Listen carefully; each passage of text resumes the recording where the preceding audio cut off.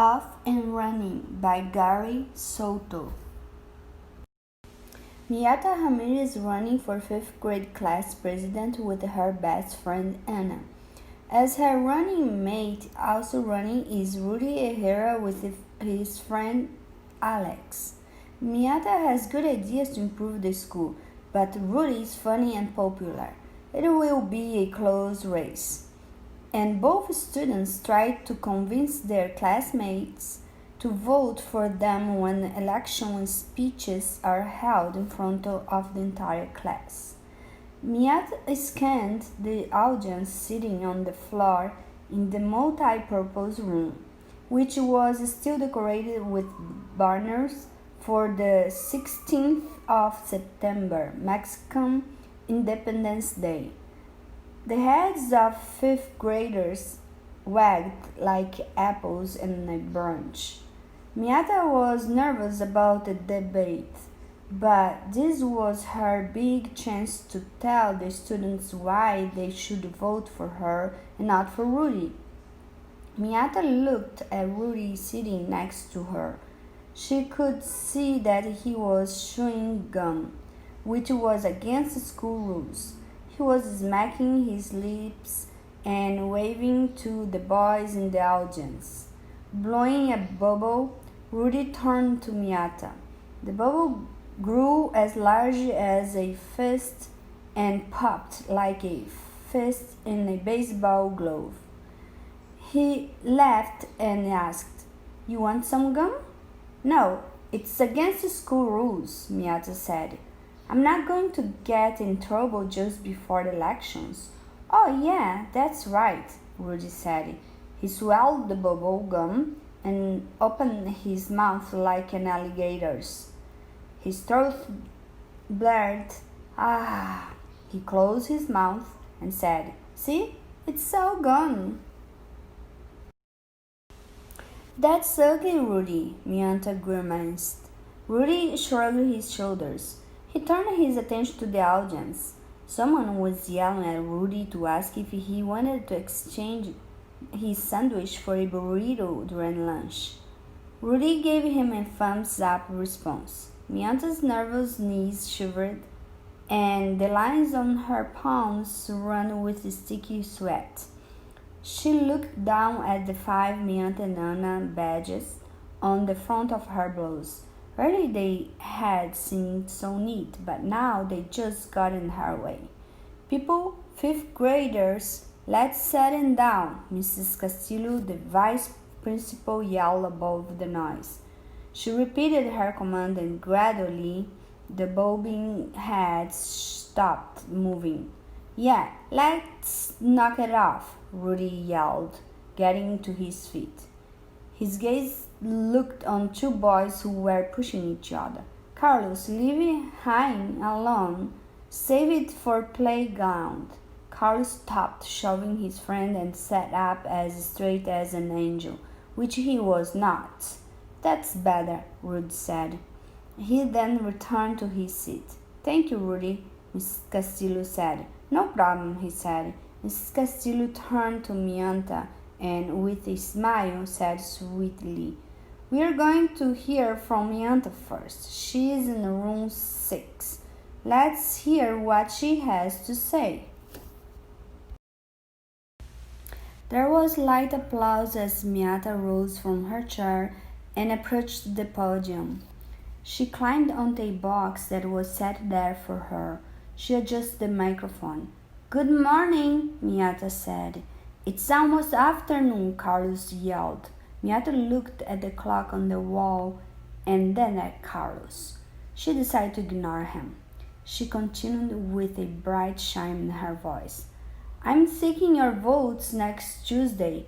I want to be your president." "President of the United States?"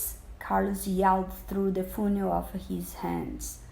With that, Mrs. Castillo, now stern-faced, shook a finger at him. He returned to sitting as straight as an angel.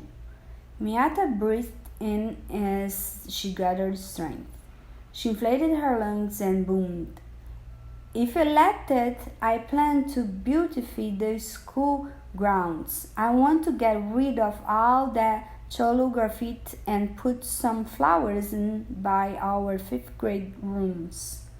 Some of the students, mostly girls, applauded. I'm sure you are tired of a cochino looking school, Miata boomed even louder. There was more applause, but not enough to make Miata confident. She eyed Anna in the audience. Anna hadn't clapped that hard. Miata clicked her tongue and thought, "Come on, Anna, let's get with it." "Those are good ideas," Anna remarked, not too bravely. She looked around at the audience. No one was applauding. Miata paused, somewhat shaking. She had practiced with Anna on the school grounds, but now behind the podium, the words didn't seem as powerful. "I plan to get parents involved," Miata continued. "I want them to help with the cleanup." Only one student applauded. It was Carlos. He was applauding as hard as rain on a car roof. He wouldn't stop until Mrs. Castillo beckoned him with a finger. He was being called out of the room. He rose to his feet and said, "I vote for you, Miata. You're nice, sir." Then, looking at Rudy, Carlos stepped over his classmate sitting on the floor. "Nah, I better vote for Rudy. I owe him a quarter." He was prodded from the multi-purpose room toward the principal's office. "Just think," Mianta said, her voice weak. She was losing her confidence. "We can put some really nice azaleas and pansies outside our windows. The walls will be all clean, not like they are now." She looked at her scribbled notes, then up toward the audience. "It'll be work, but we can do it."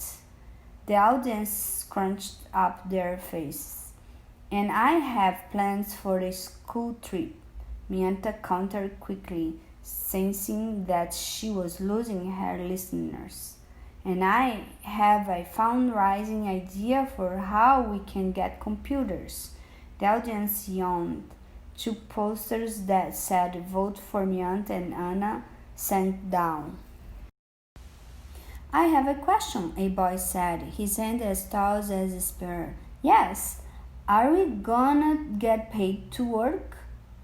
His face was lit with a grin. He knew he was being silly.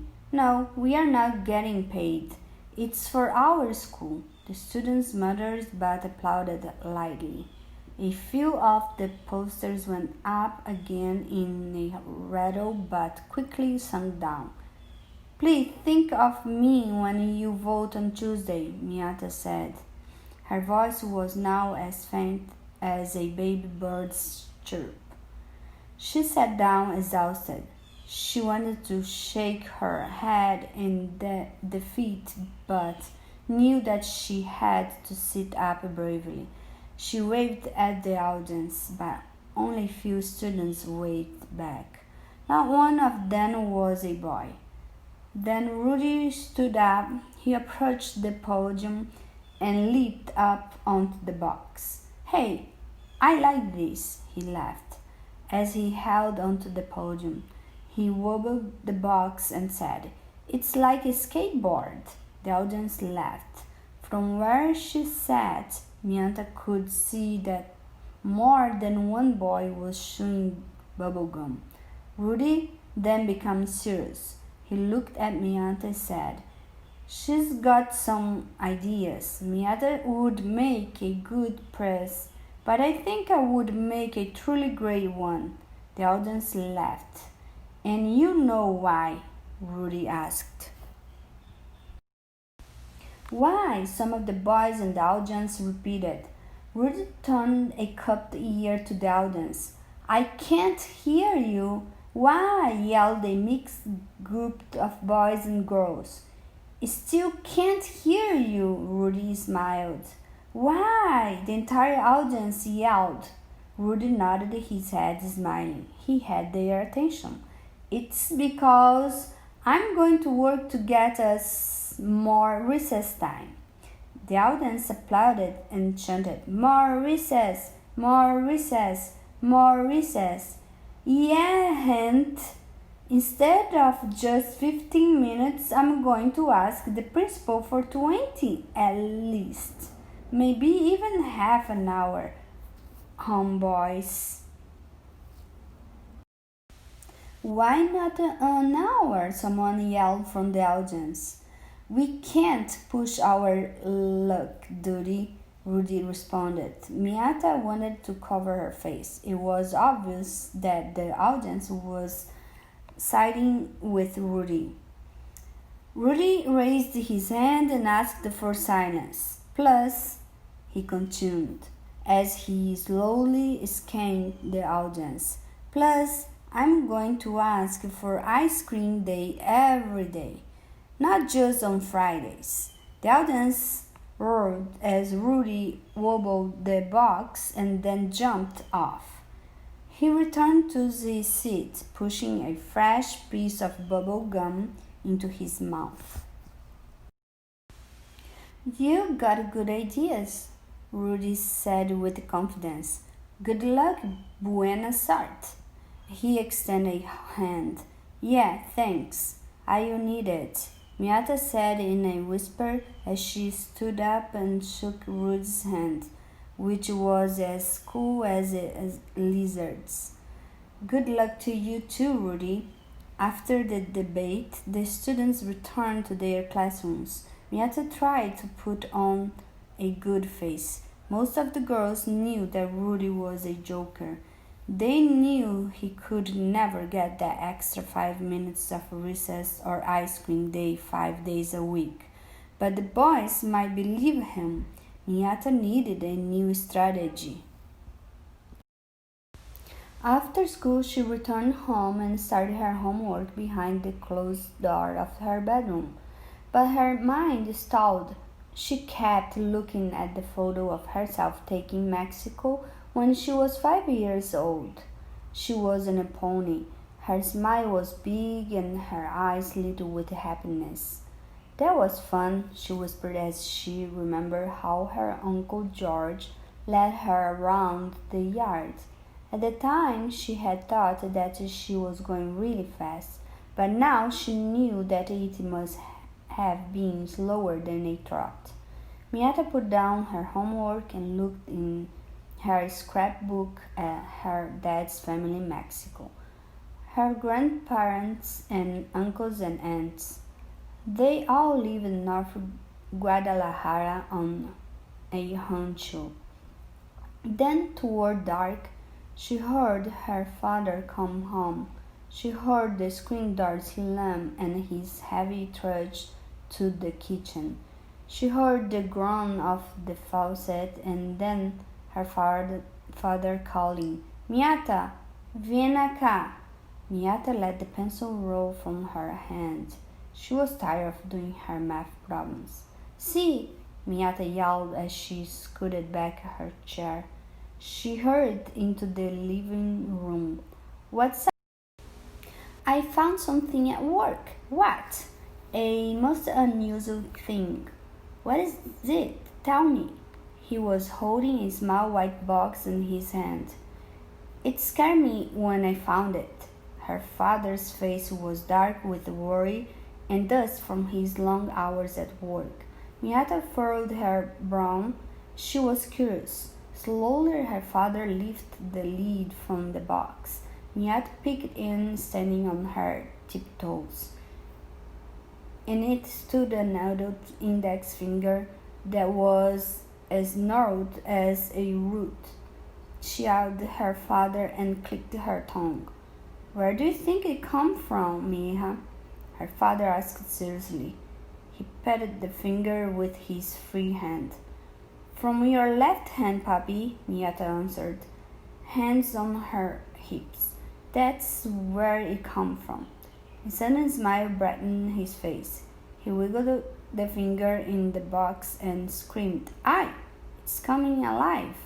I better put it down the garbage disposal.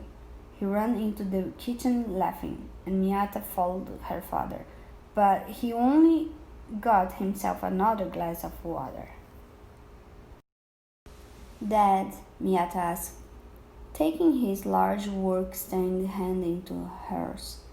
Yeah, mija.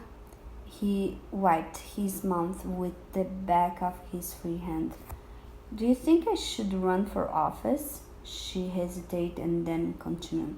I mean, I'm not as popular as Rudy or his friend Alex. Well, popularity is one thing, but service is another. Entiendes? Miata shook her head. She was confused. I mean, it's okay to have a lot of people who like you, but it's far better to help people, to get things done. He gave her a light hug. Don't worry, just go for it. If it doesn't happen, pues, you can still do good. Miata liked that. She had plans for the school and they were good ones. Consider this. Like the characters Miata and Rudy in Off and Running, some students decide to run for office in school elections, and some students like it so much that they decide to follow a career in politics when they grow up. Why not participate in a school election and see if you have what it takes to be a successful politician? Running for office in a school election has many of the same elements of city, states, or national elections, just on a smaller scale. School elections can also be a good way to see if your strengths are a good fit for the expectations of a campaign and a career in a public service. Above all, is you need to have a passion for working with people and a strong desire to make your community a better place to live and work. In a school election, you develop a platform or important items that you accomplish once you are elected to office. This is something to make final before your campaign begins, because changing your platform mid-campaign might confuse your classmates. If you are voted into office, students will be watching to see if you follow through on your platform promises.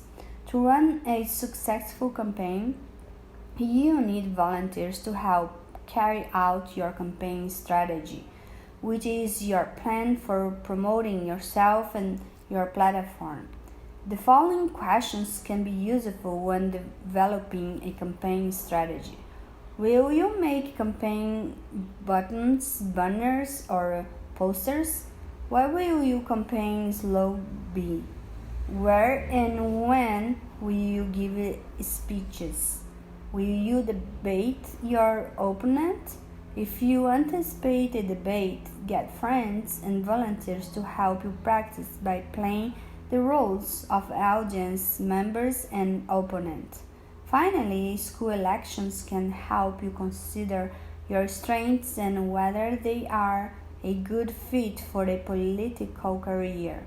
Running for office will be easier if you like interacting with people and you are comfortable speaking in front of a crowd.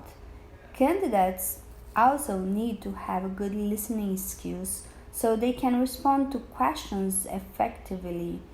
Once in the office, strong speaking and listening skills will help you listen to many points of views and share your opinions and decisions with others. Participating in a school elections can help you realize that you have the skills and the desire to make a difference in people's lives. Will your next campaign be for a city mayor? It could happen sooner than you think. Check your local laws to be sure, but many towns allow citizens to run for office when they are 17. As long as you're 18 by the date of the general election and you receive the most votes, you could be mayor while you are still in high school.